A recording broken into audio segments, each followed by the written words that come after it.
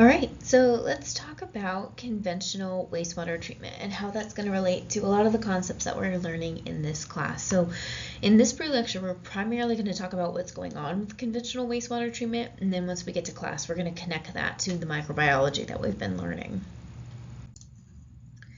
So when we talk about wastewater composition, there's a couple different things that we want to think about. So in wastewater treatment, we focus on three different types of things. We focus on solids, specifically total suspended solids. We focus on BOD, biochemical oxygen demand. And then we focus on pathogen removal, but it's not as rigorous as it is in drinking water treatment because having background pathogens in wastewater is not a bad thing. The other thing I want to point out about this table is that we've got ranges of concentrations from low, moderate to high for what's considered normal for wastewater. But we also have, remember, we have nitrogenous components and phosphorus components of our wastewater treatment systems. And those are going to be nutrients for microbes. So wastewater itself, when we look at this composition on the screen, we can see that it actually has quite a bit of components that microbes are going to need to survive. So that's important going forward.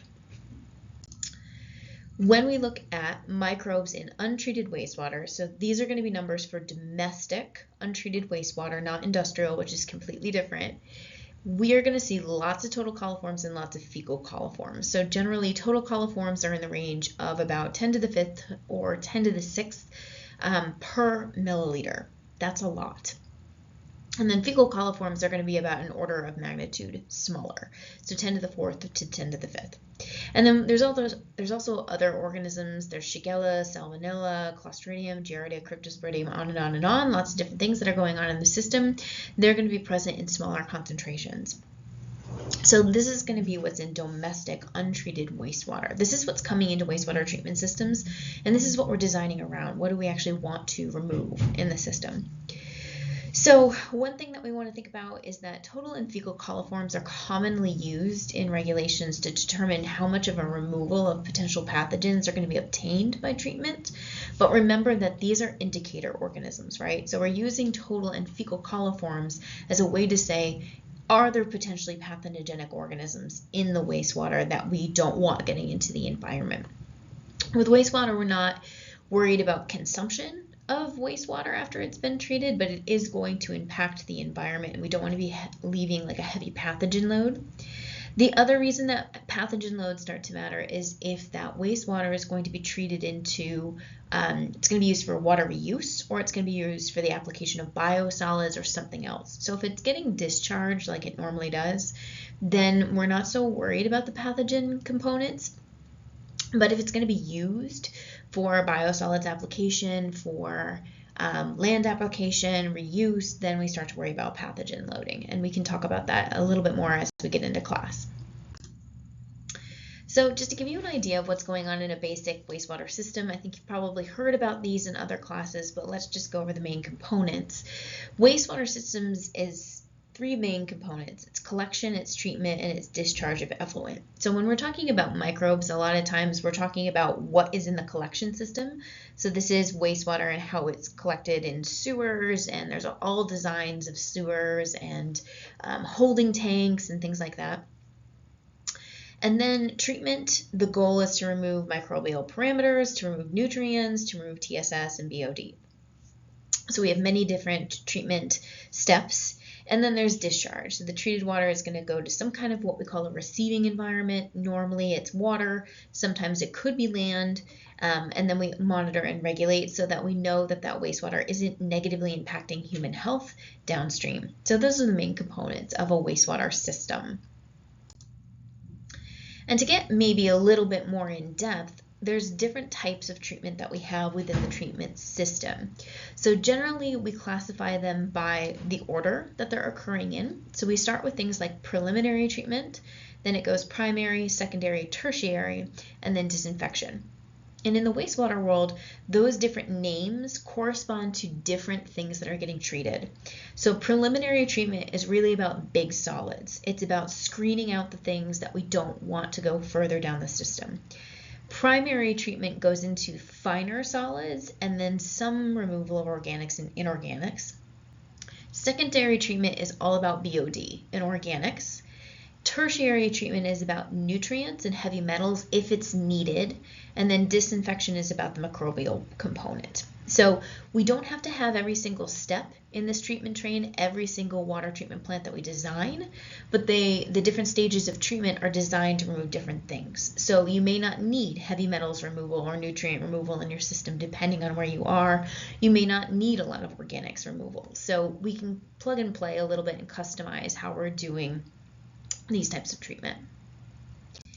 And just to get in a little bit more detail so that you have this for yourself, when we do preliminary treatment, it's things like grease interceptors, screening, grinders. Believe it or not, we actually have to grind up the components that are in the system.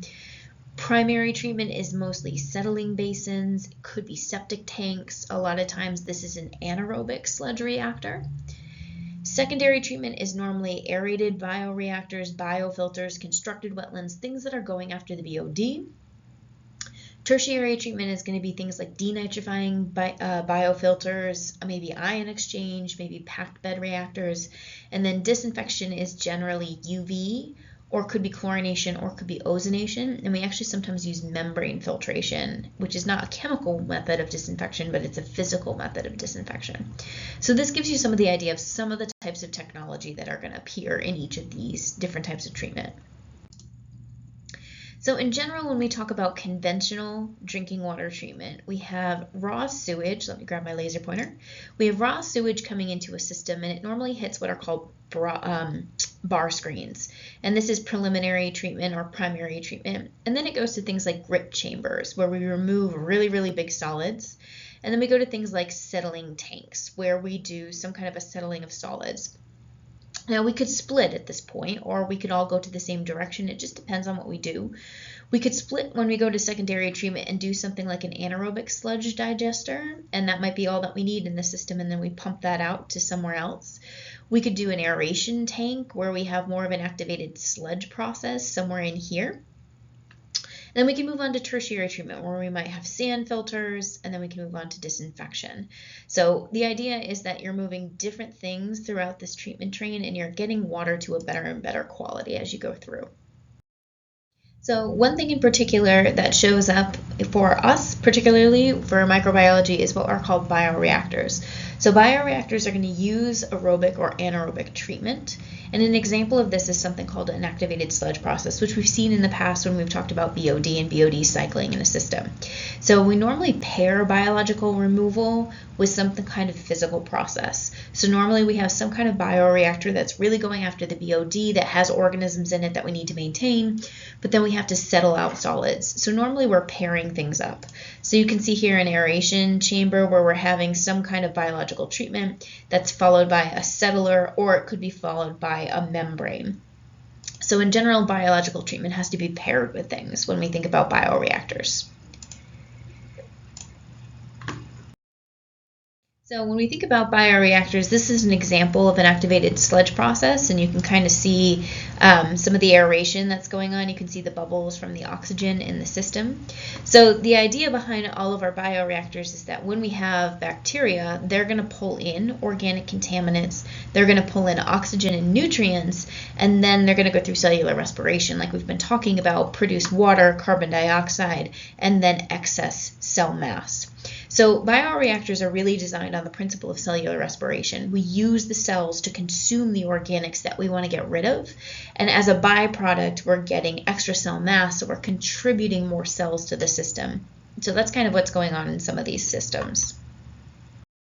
And then the last thing that I just want to mention when it comes to looking at these types of systems is we are removing pathogens, and you can see that there's different things that we remove. So this is the column for enteric viruses, Salmonella, Giardia, Cryptosporidium, and you can see what's kind of the concentration in raw sewage here.